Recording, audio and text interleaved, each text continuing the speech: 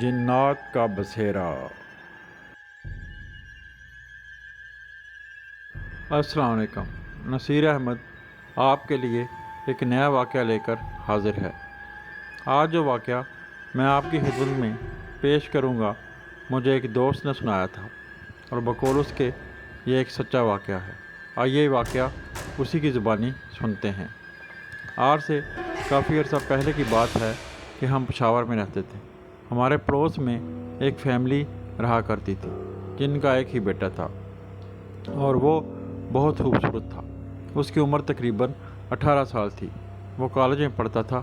ہمارے گھر بھی وہ اکثر آیا کرتا تھا، اور کافی دیر ہم دونوں بیٹھ کر گپ لگاتے رہتے۔ وہ لڑکا بہت اچھا تھا، اور وہ پڑھائی میں بھی لائق تھا۔ والدین کا بھی بہت فرمانبردار تھا، لیکن اس میں ایک بری عادت تھی کہ وہ موٹر سائیکل پر ویلنگ کرتا تھا۔ اسے کئی بار اس کے والدین نے منع کیا، لیکن وہ باز نہیں آیا۔ اس کے والدین نے مجھے بھی کہا کہ اسے اس کام سے روکوں، اور میں جب بھی اسے منع کرتا تو وہ کہتا کہ یہ میرا شوق ہے، اور شوق کا کوئی مول نہیں ہوتا۔ وہ ریس کے کئی خطرناک قسم کے مقابلوں میں بھی حصہ لیا کرتا تھا، اور اکثر اس کی فرسٹ یا سیکنڈ پوزیشن آتی تھی۔ ایک دفعہ اس نے ریس میں حصہ لیا، اور ریس پاکستان کے شہر اٹک میں تھی۔ ریس میں وہ دوسرے نمبر پر آ رہا تھا، لیکن ریس ختم ہونے والی تھی کہ اس کا ایکسیڈنٹ ہوا اور وہ فوت ہو گیا۔ جب اس کے والدین کو پتہ چلا تو ان کا تو رو رو کر برا حال تھا، اور ان کے سر پر جیسے قیامت ٹوٹ پڑی ہو۔ ان کے گھر میں ہر طرف رونے کی صدائیں بلند ہو رہی تھیں۔ ایسے لگ رہا تھا جیسے آسمان پھٹ جائے گا۔ خیر، اس کے بعد اس کی تدفین کر دی گئی۔ اس کی والدہ صدمے سے زیادہ تر خاموش رہنے لگیں۔ اس لڑکے کا نام ندیم تھا۔ ایک رات ایسا ہوا کہ اس کے والد صاحب سو رہے تھے، اور ان کی اچانک آنکھ کھل گئی۔ وہ پریشان ہو گئے کہ ندیم کی والدہ بیڈ پر نہیں ہے۔ وہ اٹھ کر کمرے سے باہر ان کو دیکھنے گئے تو انہوں نے دیکھا کہ وہ دوسرے کمرے میں کسی سے باتیں کر رہی تھیں۔ وہ اندر گئے تو وہ خاموش ہو گئیں۔ ان کے پوچھنے پر ندیم کی والدہ نے کہا کہ مجھے نیند آ رہی تھی، اس لیے میں اس کمرے میں آ گئی۔ ندیم کے والد نے نظر انداز کر دیا اور اس واقعہ پر اتنی توجہ نہ دی۔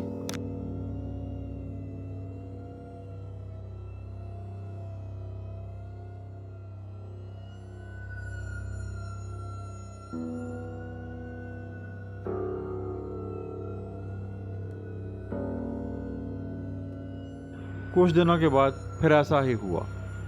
وہ دوسرے کمرے میں جا کر کسی سے باتیں کر رہی تھی۔ جب ندیم کے والد نے ان سے پوچھا تو انہوں نے کہا کہ میرا بیٹا مجھ سے ملنے آتا ہے، اور رات کے 2 بجے میں اسے باتیں کرنے کے لیے اس کمرے میں آتی ہوں۔ یہ بات سن کر ندیم کے والد بہت حیران ہوئے، لیکن انہوں نے یہ سوچ کر اس بات کو اہمیت نہ دی کہ شاید ندیم کی موت کے صدمے کی وجہ سے ان کی ایسی حالت ہے۔ پھر انہوں نے ندیم کی والدہ کو سمجھایا کہ ہمارا بیٹا فوت ہو چکا ہے، وہ اب ایسی دنیا میں جا چکا ہے جہاں سے کوئی بھی واپس نہیں آ سکتا۔ لیکن انہوں نے جواب دیا، نہیں، میں اس سے روز باتیں کرتی ہوں، وہ اس کمرے میں مجھ سے رات کو ملنے آتا ہے۔ ندیم کے والد نے زیادہ بحث نہ کی، کیونکہ وہ سمجھ رہے تھے کہ ان کی دماغی حالت ٹھیک نہیں ہے، لیکن اصل میں ایسا نہیں تھا۔ ندیم اپنی والدہ سے واقعی ملنے آتا تھا۔ ایک رات پھر ایسا ہی ہوا کہ ندیم کی والدہ کمرے میں نہیں تھی، اور اس کے والد نے کمرے کے باہر سے چھپ کر دیکھا تو وہ کسی سے حسب معمول باتیں کر رہی تھیں۔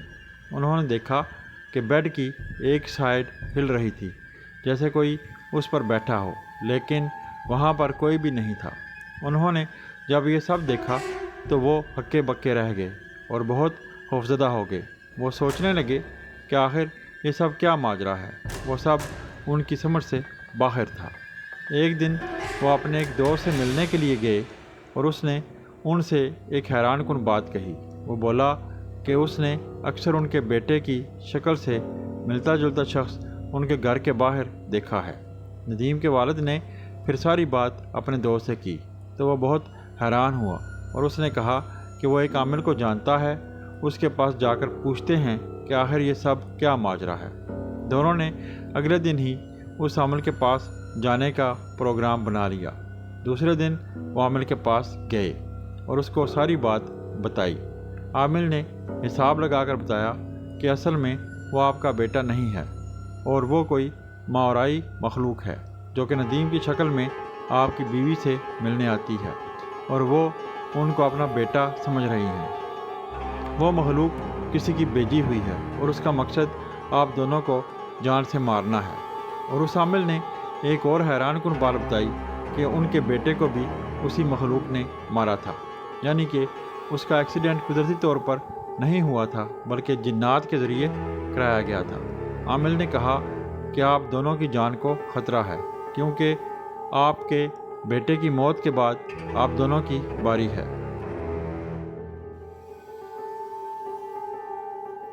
انہوں نے عامل سے پوچھا کہ یہ سب کون کروا رہا ہے؟ عامل نے جواب دیا، یہ میں بتا تو سکتا ہوں لیکن نہیں بتاؤں گا کیونکہ اس طرح بتانے سے دشمنی پڑ جاتی ہے۔ پھر انہوں نے عامل سے پوچھا کہ اس کا کیا حال ہے؟ عامل نے جواب دیا کہ مسئلہ کافی آگے تک پہنچ چکا ہے لیکن اللہ کی کلام میں بہت طاقت ہے، میں پوری کوشش کروں گا کہ یہ حل ہو جائے۔ عامل نے کہا کہ آپ مجھے ابھی اپنے گھر لے چلیں، تو وہ عامل کو اپنے ساتھ گھر لے گئے۔ شام کا وقت تھا۔ جیسے ہی وہ گھر میں داخل ہوئے تو ان پر پتھروں کی بارش ہو گئی لیکن لگا ایک پتھر بھی نہیں۔ عامل نے کہا، آپ نے گھبرانا نہیں، یہ سب اس لیے ہو رہا ہے کہ میں یہاں سے چلا جاؤں۔ یہ شیطانی مخلوق ہے اور بہت طاقتور ہے لیکن اللہ کی کلام کے سامنے اس کی کوئی بھی حیثیت نہیں۔ جیسے ہی وہ گھر کے اندر داخل ہوئے تو ندیم کی والدہ سامنے کھڑی تھی اور ان کے سارے بال بکھرے ہوئے تھے اور بڑی خوفناک نظر آ رہی تھی۔ ندیم کے والد ان کی طرف بڑھے تو عامل نے انہیں روک لیا اور کہا کہ یہ بظاہر تو آپ کی بیوی ہیں لیکن ان میں وہی شیطانی مخلوق آ چکی ہے، آپ ان کے قریب نہ جائیں ورنہ جان سے ہاتھ دھو بیٹھیں گے۔ عامل نے اتنا ہی بولا تھا کہ اس نے ندیم کے والد پر حملہ کر دیا۔ جیسے ہی وہ آگے بڑھی تو عامل نے کچھ پڑھ کر پھونک ماری تو اس نے چلانا شروع کر دیا، ہائے میں مر گئی، ہائے میں مر گئی۔ اس کے سامنے آگ لگ گئی اور وہ اس آگ سے آگے نہیں آ سکتی تھی۔ عامل نے کہا کہ ان طریقوں سے ہم عارضی طور پر تو ان جنات کا مقابلہ کر سکتے ہیں لیکن یہ مکمل حل نہیں ہے۔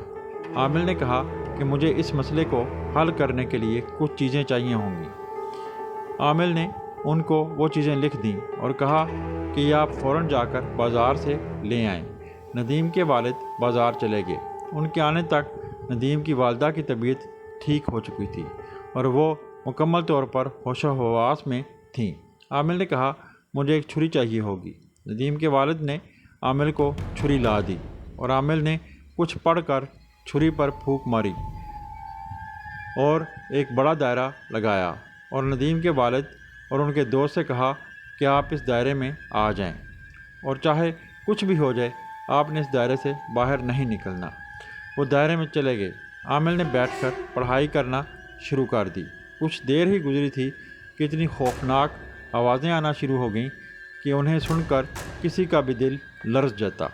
عامل پڑھائی کرتا رہا۔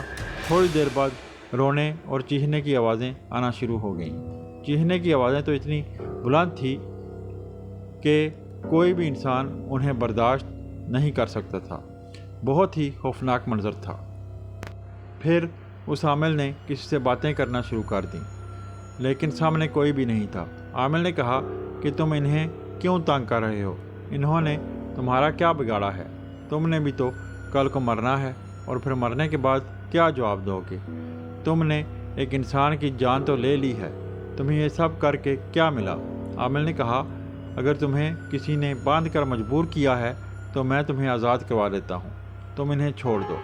تقریباً 1 گھنٹہ عامل ان سے باتیں کرتا رہا اور پھر عامل نے کہا، لیں آپ کی جان چھوٹ گئی ہے۔ وہ سب جانے کے لیے تیار ہو گئے ہیں، اب کبھی بھی ایسا نہیں ہوگا۔ تھوڑی ہی دیر بعد وہ جس کمرے میں بیٹھے ہوئے تھے اس میں ایک الماری تھی جس کا سارا شیشہ ٹوٹ گیا۔ عامل نے کہا، گھبرائیں نہیں، یہ جنات نے اپنے جانے کی نشانی دی ہے۔ ندیم کی والدہ بھی بالکل ٹھیک ہو چکی تھی۔